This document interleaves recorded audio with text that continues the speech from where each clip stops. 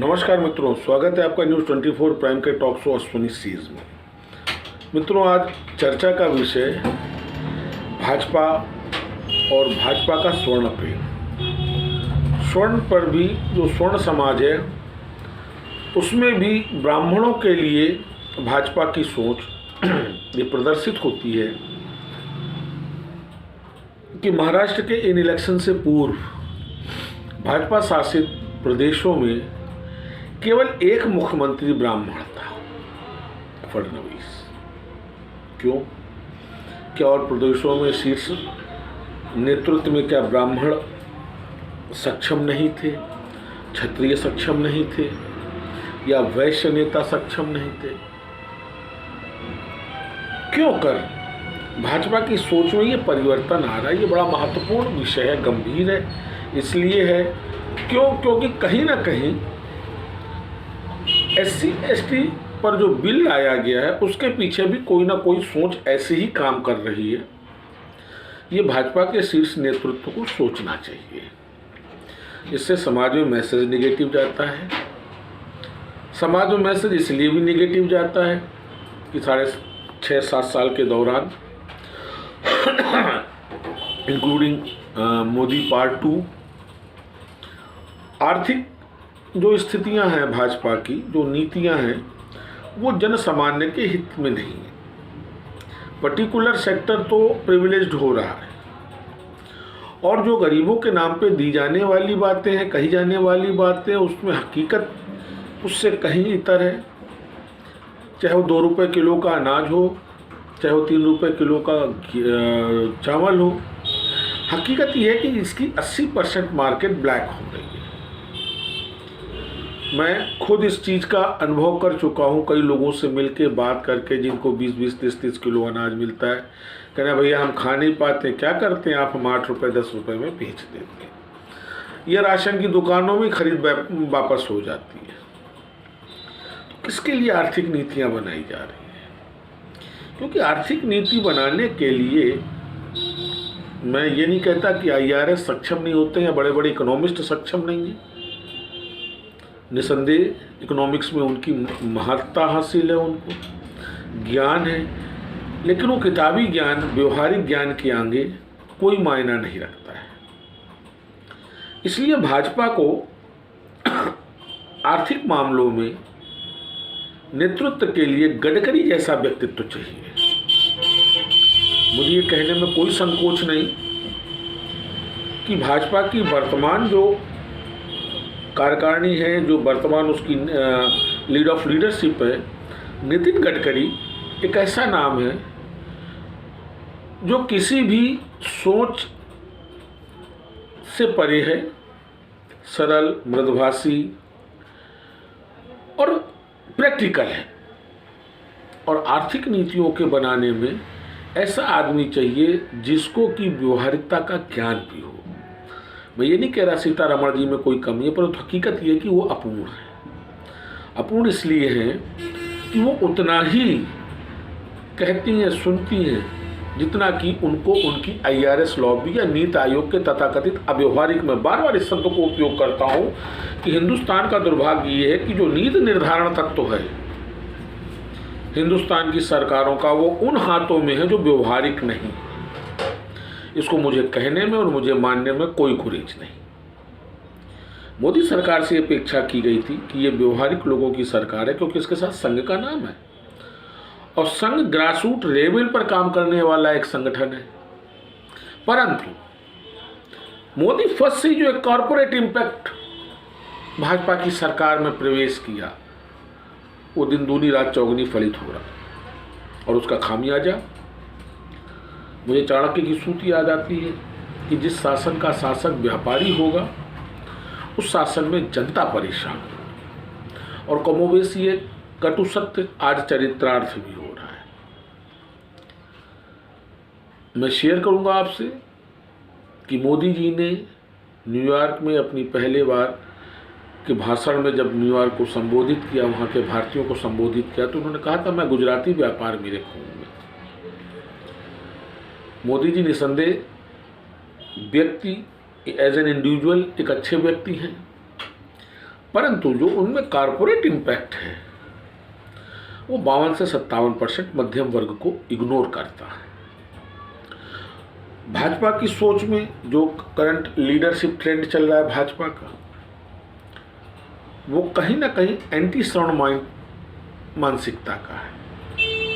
और शायद यही कारण था कि फडणवीस के अलावा इससे पूर्व की भाजपा शासित प्रदेशों में दूसरा कोई ब्राह्मण क्षत्रिय, ऐसा ब्राह्मण क्षत्रिय फिर भी थे एक आध अपवाद छोड़ के कोई ब्राह्मण या क्षत्रिय इस तरीके के क्या कहते हैं मुख्यमंत्री नहीं थे।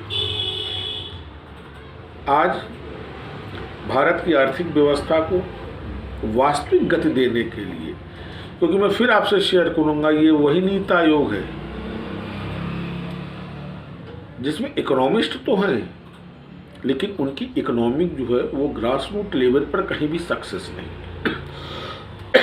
और जब तक व्यवहारिकता का ज्ञान लिए हुए इकोनॉमिस्ट नीतियां नहीं बनाएगा, नीतियां कहीं ना कहीं किसी ना किसी वर्ग, जैसे इस समय मध्यम वर्ग का दलन दोहन कर रही हैं, आगे चल के ये और दूसरे वर्गों का भी दोहन दलन करेंगे। मैं सीतारमण जी को देख रहा था, बजट चर्चा के दौरान उन्होंने कहा हम 1 करोड़ उज्ज्वला के सिलेंडर और बांटेंगे। अच्छी बात है, परंतु 2 सवाल। फ्री का बंटवारा कब तक? और अगर ये बंटवारा मान्य है तो केजरीवाल क्या कर रहे हैं? वो भी तो फ्री में ही बांट रहे हैं।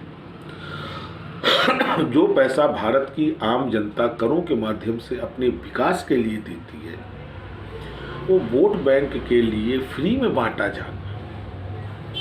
14.5-15 रुपए में MSP का खरीदा हुआ गेहूं 2 रुपए किलो, ये जो 14 और 12.5 रुपए का जो डेफिसिट है, ये कहीं ना कहीं सेंध तो हमारी अर्थव्यवस्था में लगाता है, कहीं ना कहीं प्रभाव तो हमारे विकास के कार्यों को देता है।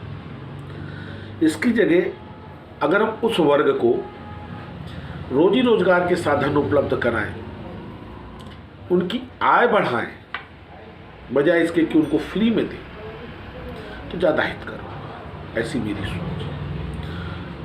इतना ही नहीं, उज्ज्वला 8-8.5 करोड़ सिलेंडर बढ़ चुके हैं। देखने वाली बात यह है कि उसमें से रिफिल कितनी प्रतिशत हुई है, और यदि ऐसे लोगों को जा रहा है जो उसको रिफिल नहीं करा सकते, तो ऐसे उज्ज्वला के सिलेंडर फ्री में बांटने का औचित्य और उद्देश्य मैं शेयर करना चाहूँगा और निवेदन भी करूँगा भारत के प्रधानमंत्री से कि वो ऐसी योजनाओं की व्यवहारिकता पर भी थोड़ा विचार करें।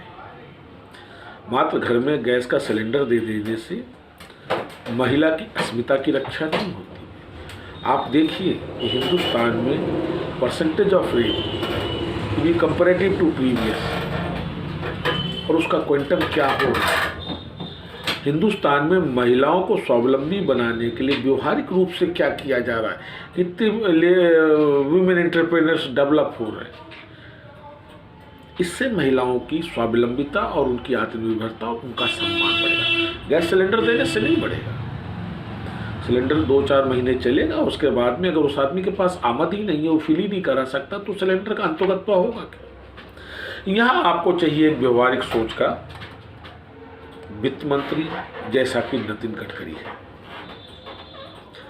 जो व्यवहारिक रूप से, जितना मोदी जी व्यवहारिक है, ग्रास रूट लेवल से आए, वही आर्थिक व्यवहारिकता नितिन गडकरी जी में ज़्यादा प्रभावी है।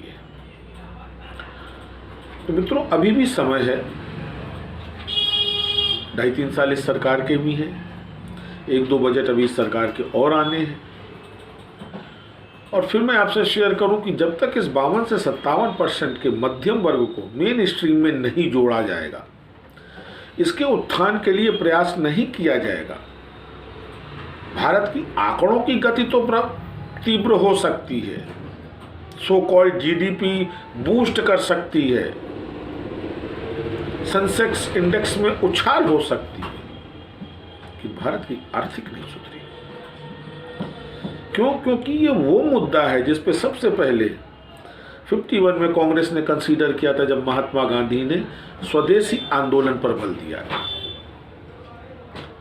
मैंने आपसे कई बार पूर्व में भी शेयर किया, फिर आज शेयर करता हूँ कि जापान का वर्ल्ड पावर बनने का, जो इकोनॉमिक वर्ल्ड पावर बनने का जो मेन बेस है, वो उसकी अपनी कॉटेज इंडस्ट्रियाँ हैं, वो उसका अपना मिडिल क्लास है। ये हर देश में बहुतायत में होता है और इसका जो क्वांटम होता है वो ज़्यादा प्रभावशाली होता है। भाजपा के शीर्ष नेतृत्व को, संघ को सोचना चाहिए कि हम ऐसे लोगों को आगे लाएं जिन्हें क्षेत्र विशेष की व्यवहारिकता का ज्ञान। और एक और बात,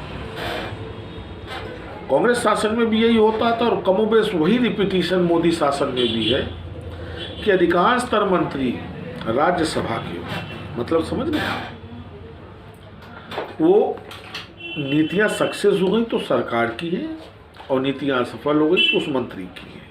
हम आप ऐसे ही चर्चा करते रहेंगे। आप हमारा चैनल लाइक करिए और हमको सब्सक्राइब करिए। नमस्कार।